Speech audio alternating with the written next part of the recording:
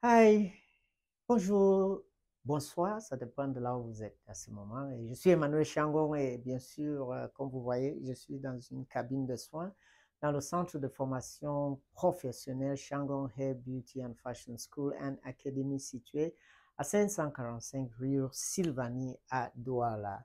Aujourd'hui, je voulais qu'on cause dans cette cabine parce que cette cabine incarne une certaine présence que pour nous est très importante. En tant qu'une esthéticienne ou thérapeute ou professionnel de massage thérapeutique, vous avez souvent cette obligation de travailler seul avec une cliente ou un client dans une cabine comme celui-ci et vous êtes seulement à deux. Et souvent, le métier vous demande d'avoir certains comportements, certaines attitudes professionnelles, un certain style de communication qui va vous permettre de rassurer les clients. Aujourd'hui, il y a une sérieuse crise de confiance qui est dans notre société et lorsqu'on va se confier à un inconnu pour la première fois, on se pose beaucoup de questions pour savoir si, un, la personne est digne de notre confiance et deux, si on peut confier certaines informations liées à notre vie, à nos vies privées, à ces personnes, si on devait révéler nos préoccupations à ces personnes. Et surtout, est-ce que cette personne sera de style ou ce type de professionnel qui va raconter au premier venu tout ce qu'on les a partagé. Donc, l'environnement de votre cabine et votre personnalité devait être très convaincant. Et c'est de ça que nous allons parler un peu. Il s'agit de l'accueil, de l'installation de votre client. Il s'agit de l'atmosphère qui est dans votre cabine de soins. Il s'agit également de l'hygiène et des différentes mesures de sécurité.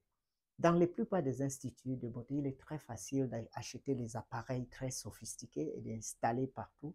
Ça impressionne le client, mais c'est pour quelques minutes. Il va falloir que quand vous êtes dans la cabine, que vous posez des questions à votre esthéticien par rapport à tout ce qui se passe. Des questions qu'on peut dire même bêtes. Juste pour que, par des échanges avec cette professionnelle, vous vous édifiez davantage sur ce que vous pouvez avoir des soins. Qu'est-ce que le client attend du soin? Notre communication devait permettre au client d'effacer tous les doutes et les soucis qui pouvaient être dans sa tête.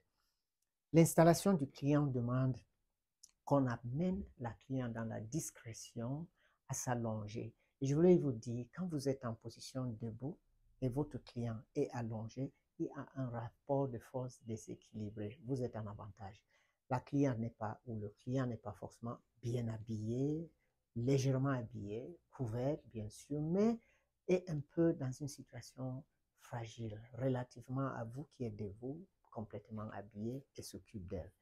Il y a davantage à connaître sur cette ambiance de relations thérapeutiques dans les cabines de soins que nous développons davantage dans l'entrée en jeu de la formation qui va demander 2500 heures de cours en esthétique dans un environnement professionnel avec les cours théoriques, les cours pratiques et bien sûr les enquêtes à mener sur le terrain.